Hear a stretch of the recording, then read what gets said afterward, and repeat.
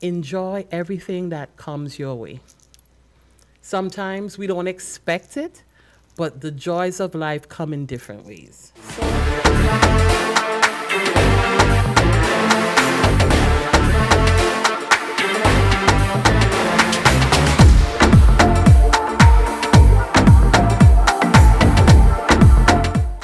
Welcome everyone.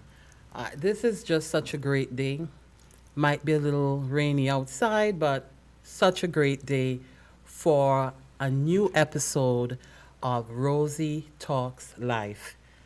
When I tell you I'm so excited to be here and I'm going to be bringing you some new and exciting stuff, people, information, just things that we want to talk about, things that we are hearing on the news, people who are making great changes and contributions to their communities. We have lots to talk about today. However, let's just talk a little bit about life for a minute, as this is Rosie Talks Life. So, my mother always said to me, God has a sense of humor. Yes, he does. And that sense of humor in my world comes in the form of my children, my darling daughter and son. And today, I'm going to talk about my daughter. Yes. So the other day, I needed to get to work and catch the train. And, of course, I'm leaving close to the time that the train is pulling out of the station, but who cares? So I say to the girl, I call her the girl, with love. I said, can you get me to the station? Because I know you can get me there faster than your father. She goes, check. I get into the car, and I only had the grace of Jesus to buckle my belt. And I just, my head went back, and that was the end of that. Okay, so now we are juggling, going on. I mean, when I tell you, I had a whole flashback of my mother being in my seat, holding on, mashing brakes, talking to the Lord, like, Lord, just make me get there in one piece. And she turns to me, she goes, we're fine. I go, oh, yes, we are, because what else can I say to her? Because I'm trying to live. You understand? So anyway, we're going at top speed, and she's cutting off people, and we get to a light. I said, you know what? I think we have time. She goes, no. You just relax. And know when I slow down, you tuck and roll. The girl said tuck and roll. I said, oh my God. So we get where we're going, jetting down. And I literally had 2 minutes. I didn't even realize it was that bad. She makes a corner on literally two wheels because the car is tilting this way. And I didn't even know there was a man looking at us. I jump out and the car is still moving. I go by and I'm walking fast and I see a man look at me and I go, I know, sir, all right. And I kept going and I'm walking and I'm still quite a distance from getting up the ramp. And as I'm going, I hear 1 minute for basically the train to leave. I get to the first door, the door is closed. I'm walking now because now I'm scared. I get to the second door, the door is closed. 5 doors later, I start screaming, come on, you think I'm gonna be? I mean, I was just like, and then finally, I got on the train just looking disgruntled and disheveled, but then it just hit me. I just relived the moment that my mother did with me because I used to take her car and go speeding with it. And she, that poor lady, sainted lady, may she rest in peace, would start talking in the name of Jesus. She would start praying. And I realized life is secular because I just had that moment with my daughter. I say this to say, enjoy everything that comes your way. Sometimes we don't expect it, but the joys of life come in different ways. So, in this case today, it's where my daughter was a terrifying Uber driver for me, but I gave her 5 stars because she got my car back in one piece and I got there in one piece as well. So, everyone, again, welcome to Rosie Talks Life. Every now and again, I'm going to throw people in there who are not expecting to be spoken about, but it's all done with what? Love. I have coming up, an awesome guest. I have Dr. Desserine Primus with me. And there's so much that we're going to learn about Dr. Desserine. And this is coming from a place of pride because I've known Dr. Des for many years. And I want you to hear her story, be inspired, learn that you too can do whatever it is that you set your mind to and make changes in this world. Even sometimes small and incremental changes can just rock the way that we look at the world in general. So coming up, we're going to have Dr. Desserine Primus.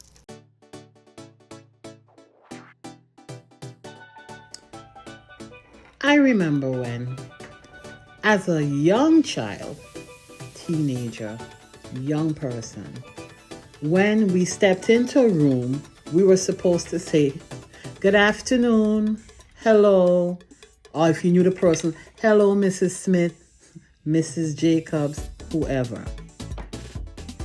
Not like now, that these fandango children, young people, step in the room and want to give you the side eye, like they're sizing you up. I'm thinking, I remember when I knew that I would get hurt or someone would be calling my mother or my aunt or whoever. But not these kids. Oh no. They don't even know what etiquette is. When did we start raising kids in a barn? I remember when I knew protocol. Shoot. Hello, good afternoon. Good, because bank it in the bank, money in the bank. I was going to become playing the pond. I remember when I knew which lane to stay in and to stay in the middle lane and mind my business and be polite. Hello, good afternoon. I remember when. Welcome back to Rosie Talks Life. Again, I'm your host, Rosie. And, again, I'm just so excited to have my first guest in this new segment of Rosie Talks Life, and that is Dr. Desserine Primus. She's a pediatric, surgical, and ICU RN. She's an administrator, a patient advocate. She has been in the forefront during our horrific battle that we've been experiencing and have experienced with COVID in terms of risk management and so much more. Welcome, Dr. Desserine Primus, or Dr. Des, I'm sorry, I'm going to call her because we have a little history. You don't mind me calling you Dr. Des? No, Dr. Des. There we go. All right, y'all heard it. There are many variations. I think that's the one I prefer most. Oh, so look at that. Look at that. Thank you for being actually my first guest on my rebranding of my talk show. Thank you for coming. Thank you, Rosie, for giving me the opportunity Absolutely. to be here. Absolutely. It's an honor. It actually is an honor. So let me ask you a couple of things. And in between, folks, if there's some giggling going on, you'll understand why in a little bit. All right. So who or what was the biggest influence in your life that led you to a career in nursing? So the one person I would say was most influential was Cynthia Bernard. She's a family member. I came to the U.S. from St. Vincent and the Grenadines to go to law school, but Cynthia was a PhD nurse and passionate about nursing, and felt that I should go to nursing school instead because there was an influx of lawyers on the market and there was a shortage of nurses. So she was like, oh, you can go to nursing school. So, I said to her, but I can't do that. I'm scared of blood. She's like, you'll get over it. Wow. So she was from St. Vincent. Yes. She was an Army officer, very tough, but very disciplined. And she was just so passionate about healthcare. She wanted to recruit me and wanted me to do the best I could.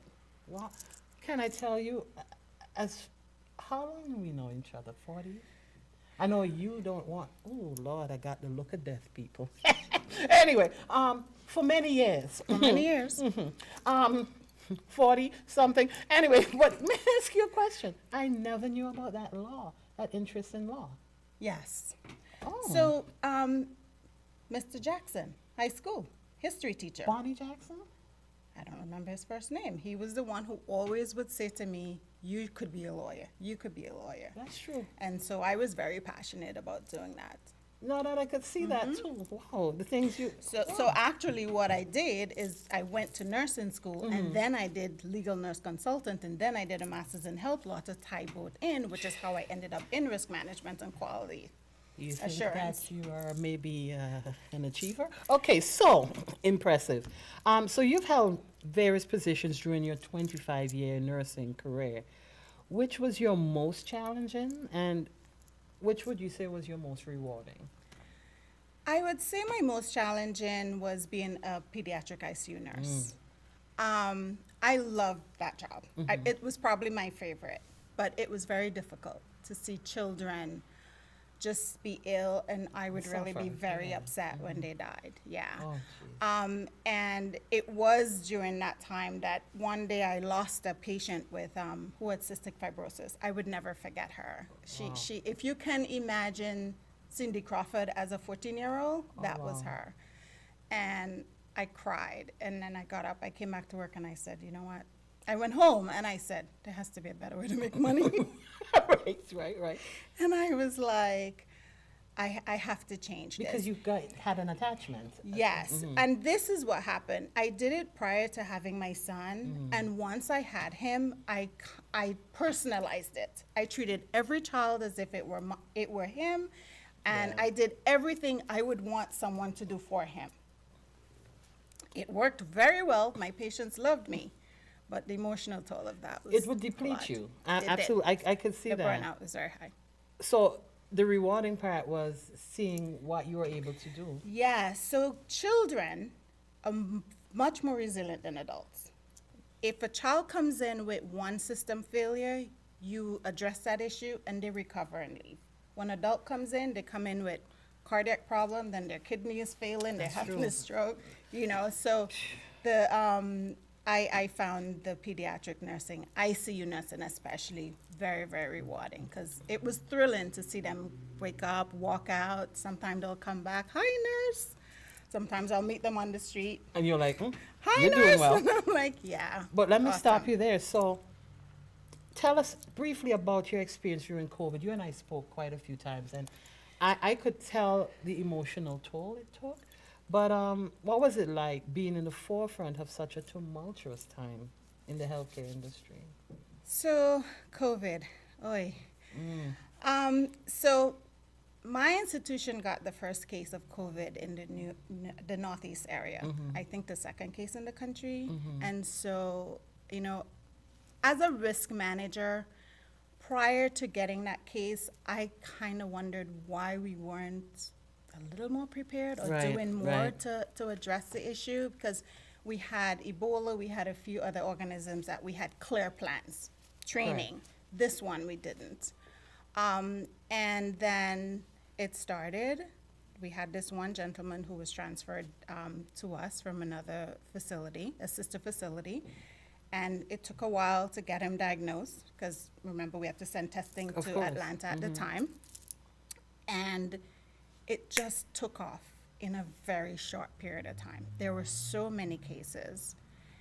And I think for me, the worst part was looking at patients suffer and not being able to help them. As a patient advocate, Yes.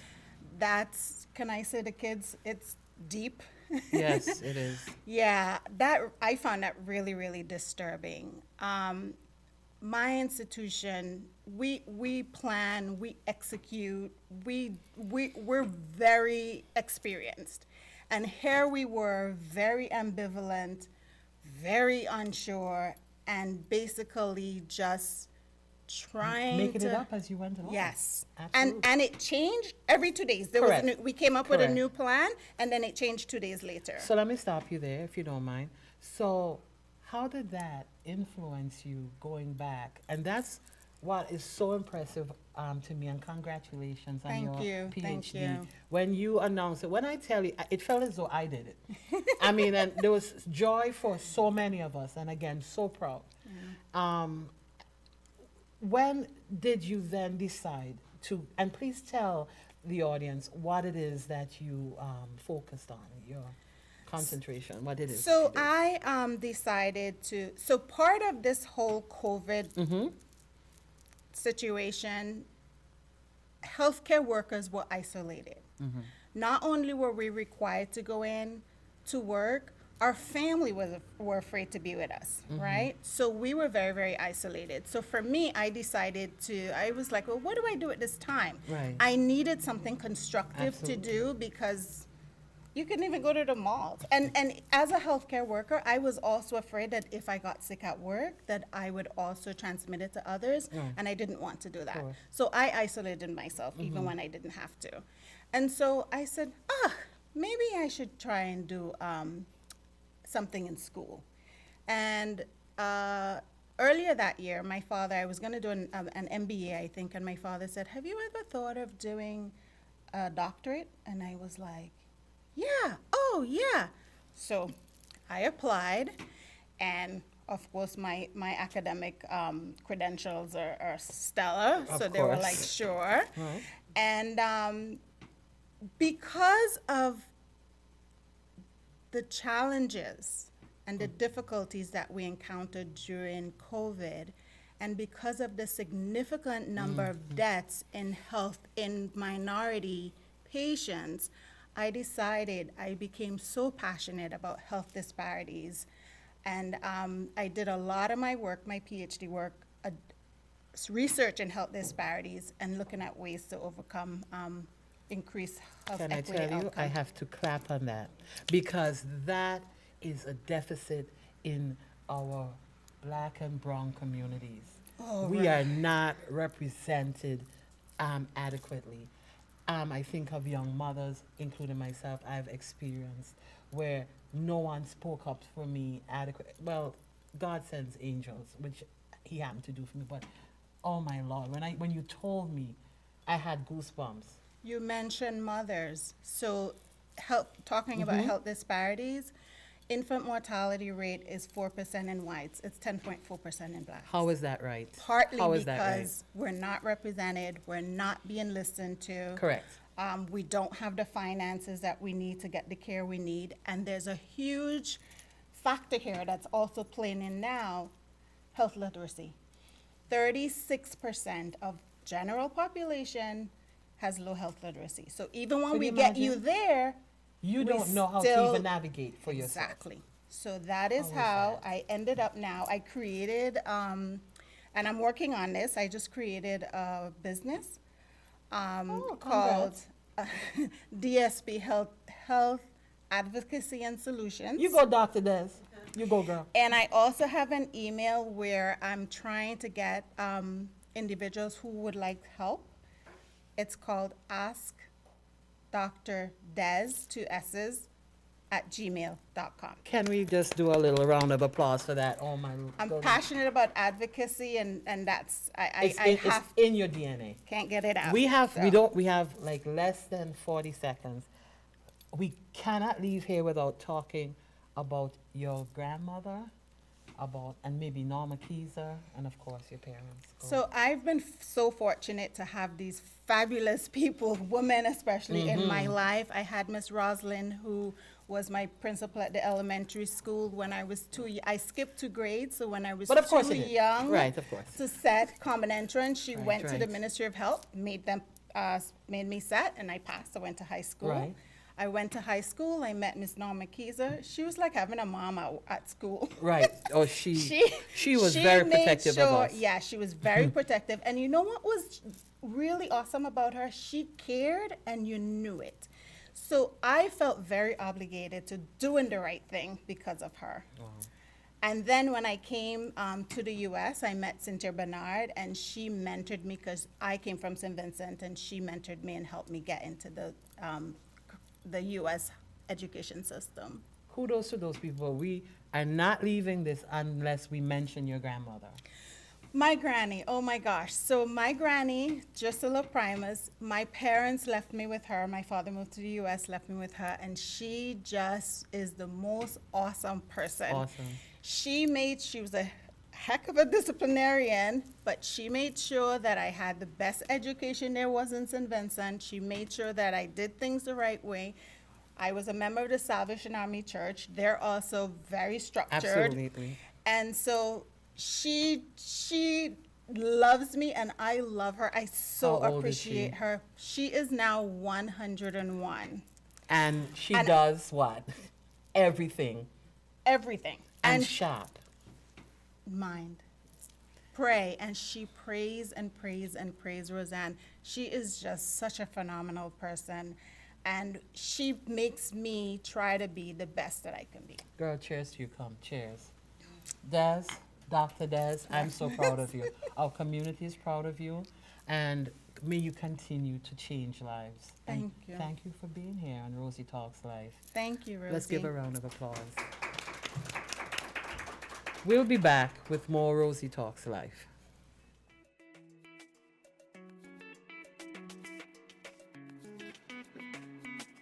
Babe, where's the pepper sauce? Thank you. Yeah, man. Hall's pepper sauce.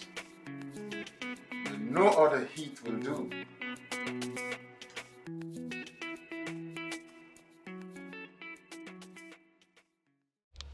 Hall's pepper sauce can be purchased at Sam's Caribbean Marketplace, located at 225 Hempstead Turnpike in West Hempstead, or purchased online at sams247.com.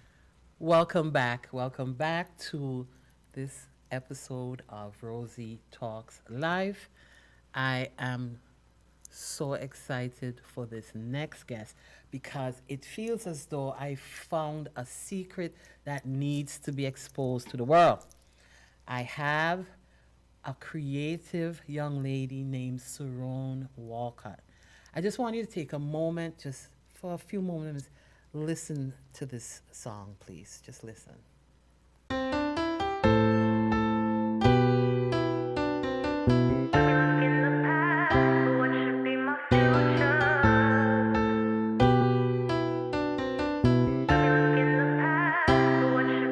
Picture me losing my life because of you. The hold on me, I can't see my life here without you. See moments of being replayed at me, being betrayed by you. Even though my heart it aches, I'll never be afraid of you. See the damage and the holes that you broke into my soul are healing, so it's hard to leave the feeling. There's a stain on the heart, keeping me from moving on. Got me looking in the past for my future. Got me looking in the past for my future.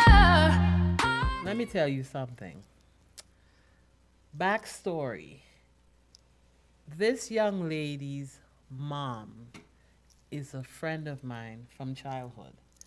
And like every other mother, she put up a few songs of Sueronne singing. And I'm like, oh, this girl has some pipes.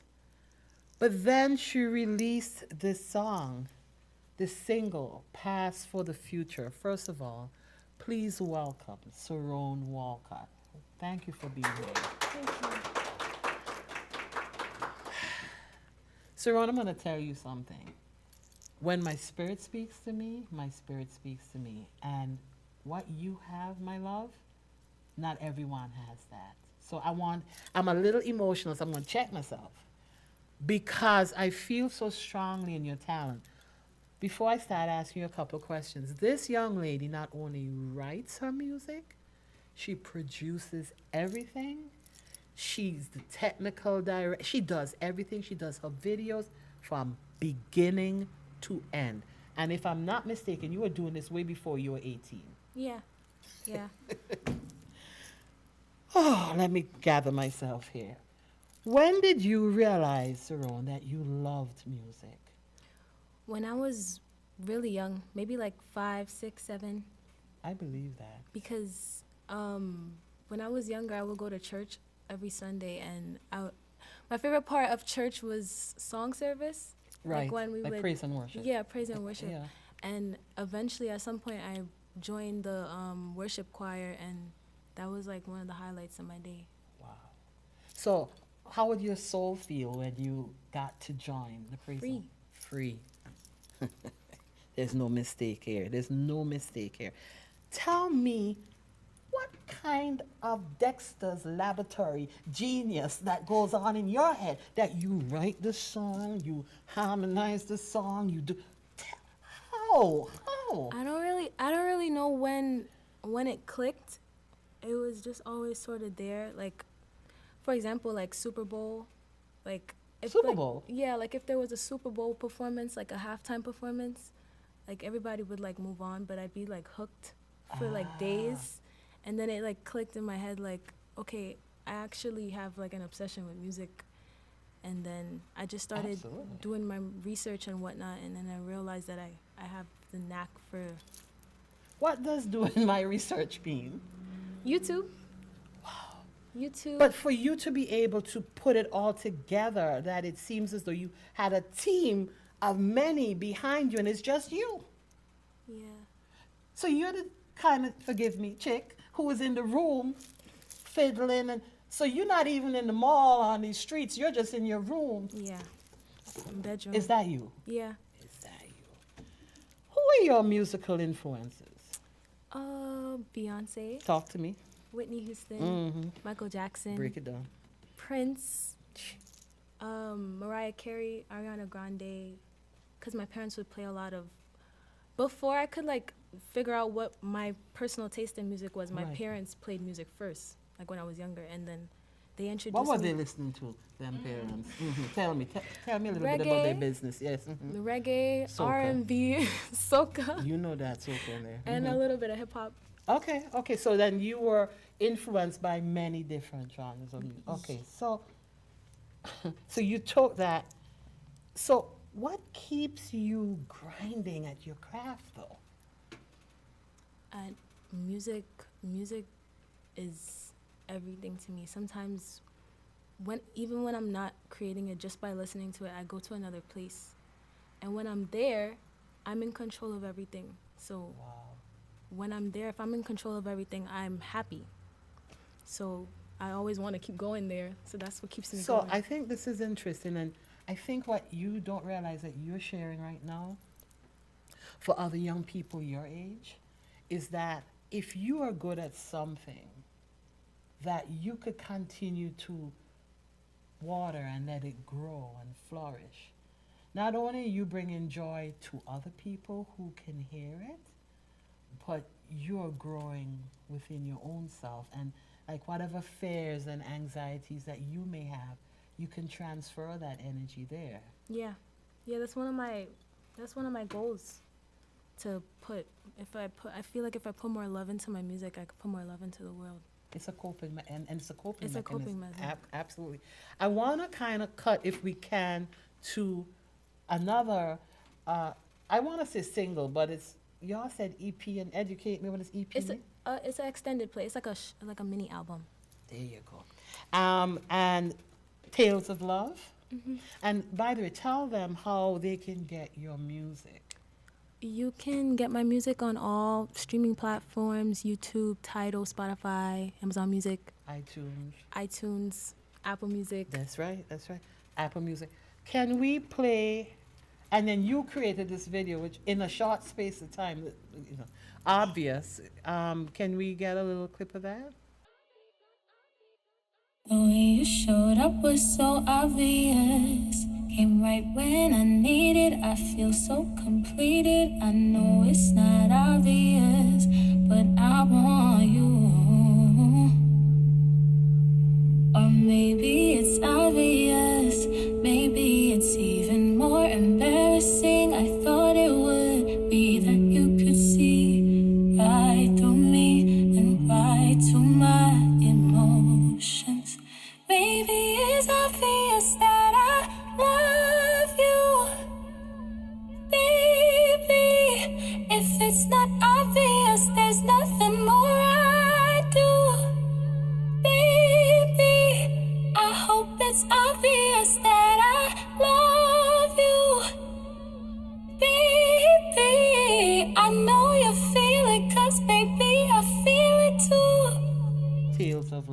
Where did that name come from?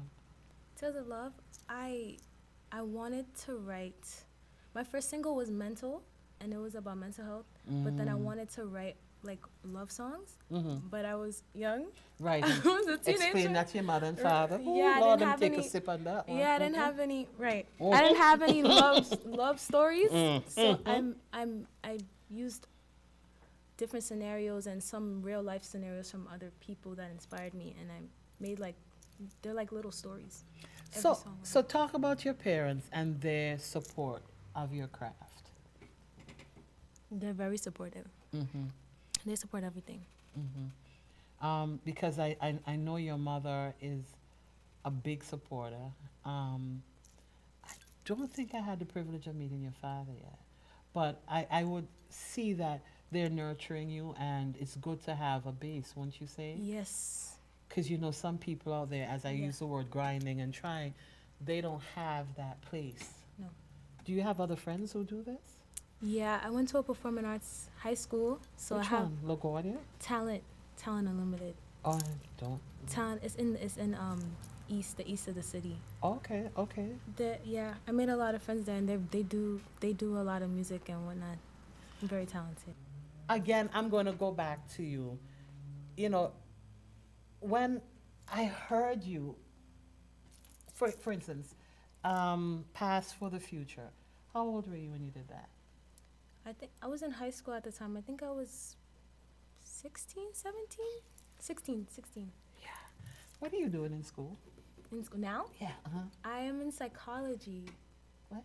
Psychology. Go ahead.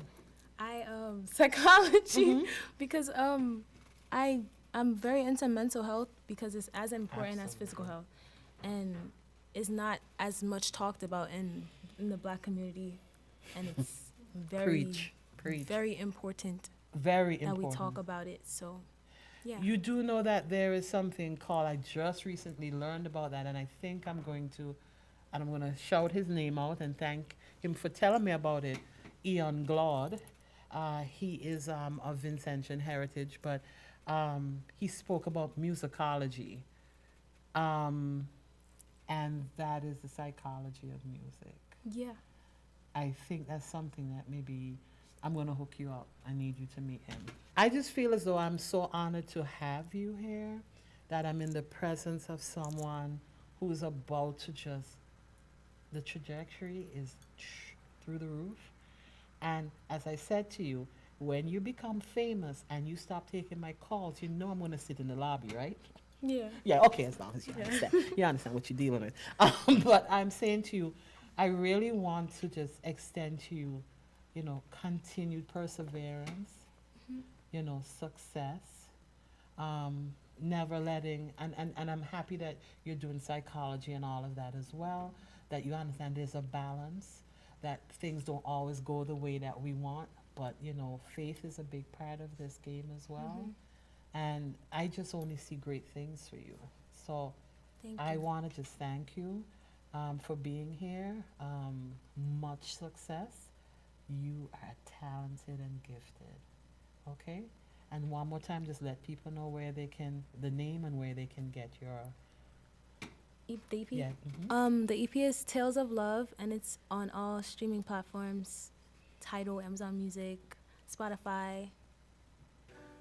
And again, thank you so much. Thank you, Sueronne. Thank you, Dr. Des. Thank you for joining me here at Rosie Talks Life. It's been a pleasure. I look forward to seeing you at my next episode. Thank you, everyone. Thank you.